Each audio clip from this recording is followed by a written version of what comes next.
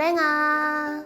영순이 여러분 안녕하세요. 랭킹스쿨입니다. 전 세계 193개국에는 2019년 기준 749만 명의 동포가 살고 있습니다. 그 중에서는 한국인이 타국인보다 월등히 많아 여기가 한국 도시인지 외국 도시인지 헷갈리는 경우도 있다는데요. 오늘은 한국인이 점령해버린 외국 동네 탑4를 알아볼까요? 4위는 베트남 호치민시 푸미흥입니다. 베트남에서 가장 큰 도시는 호치민시로 인구 1200만 명의 경제 수도라고 할 수 있죠. 베트남에 거주하는 전체 교민 수는 20만 명, 그중 호치민시에 거주하는 한인 교민 수는 10에서 13만 명 남짓으로 추정되는데요. 이는 속초시 인구보다 많은 것입니다. 호치민시 7군의 푸미흥이라 불리는 신도시가 최대 한인타운 상권이라고 합니다. 일각에서는 LA 한인타운 이후 규모가 크다고 평가받고 있습니다. 한국국제학교를 중심으로 한인들이 밀집되어 있다고 하는데요. 수많은 한인 식당들과 한국 관련 서비스들, 학원, 식당 카페 등이 있어 한국어만 해도 문제없이 살 수 있을 정도라고 합니다. 한국의 여느 도시와 별반 차이가 없을 정도라고 하는데요. 베트남 내의 한류 중심지로 자리 잡아왔습니다. 하지만 최근 코로나19로 관광객이 줄어 예전의 활기찬 모습을 잃은 채 침체되고 있다는 안타까운 소식이 들려오고 있습니다. 베트남 방송 매체에서도 푸미흥 한인타운의 위기에 대해 방영했을 정도라고 하니 문제가 심각한 것 같네요.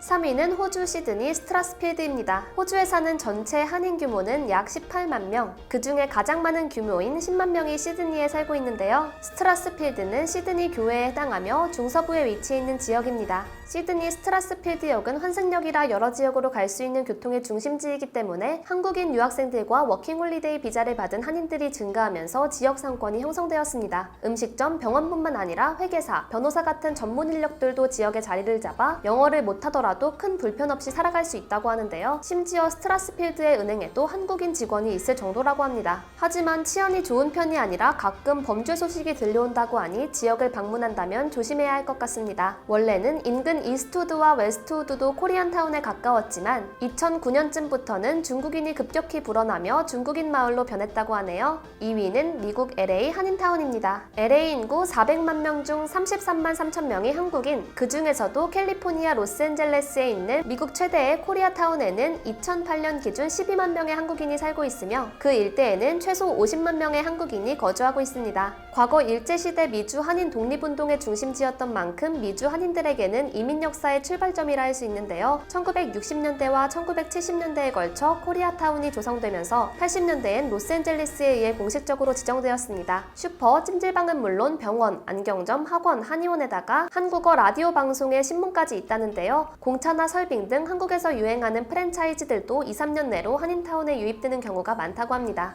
LA 한인타운은 그 크기가 서울의 한 개 구역에 맞먹을 정도로 방대한 편이어서 서울특별시 나성구라는 별명도 있다고 하는데요. 미국 내 K-팝이나 한국 문화 확산의 전진기지로서 주목받고 있습니다. 2000년대에 들어선 이후로는 코리아타운 일원에서 히스패닉 인구가 급증하고 있으며 서서히 도시 재개발이 한편에서 진행되고 있다는데요. 이 같은 변화로 코리아타운은 부활하는 도심 속의 도시 같은 이미지와 6, 70년대의 낡은 도시 이미지를 둘 다 갖고 있다고 합니다. 1위는 미국 뉴저지주 팰리세이즈 파크입니다. 로스앤젤레스와 뉴욕 권역은 미주 한인들의 양대축이라고 할 수 있는데요. 인구나 경제력으로 보면 로스앤젤레스가 압도적이지만 한 개 행정구역을 기준으로 하면 한인 비율이 가장 높은 곳은 뉴욕권인 이곳 팰리세이즈 파크입니다. 인구가 2만 명 정도 되는 작은 도시인데요. 한인 인구는 1만 명 정도, 즉 주민 2명 중 1명이 한인입니다. 상권은 90% 넘게 한인들이 잡고 있어 그야말로 미국 속 작은 한국이라고 할 수 있다는데요. 온통 한글 간판으로 뒤덮여 있다고 합니다. 한국을 제외하고 세계 최초로 세워진 위안부 기린비도 여기 있다고 하네요. 일본에서 집요하게 기린비 철거를 요구했지만 한인표가 중요하기 때문에 시장이랑 시의회가 무시하고 있다고 합니다. 한인들의 정치력 신장이 미국에서 가장 높아 버켄 카운티에만 30명의 한인이 선출직이고 투표용지에는 영어와 한글이 함께 적혀 있다고 합니다. 도시 내 공립학교로는 팰리세이즈 파크 고교가 대표적인데 2000년대에 들어 한인 인구 유입 이후로 계속해서 이 학교 등위가 상승하고 있다니 한국인들의 학구열은 다른 나라 가서도 여전한 것 같네요. 타지에 살면서 고향이 그리운 사람들에게 한국인이 모여 살며 교류하는 도시들이 매우 귀중하게 느껴질 것 같은데요. 한류를 알리는 역할도 한다고 하니 그 나라, 도시 특유의 문화와 조화롭게 융화하며 동네가 성장했으면 좋겠습니다.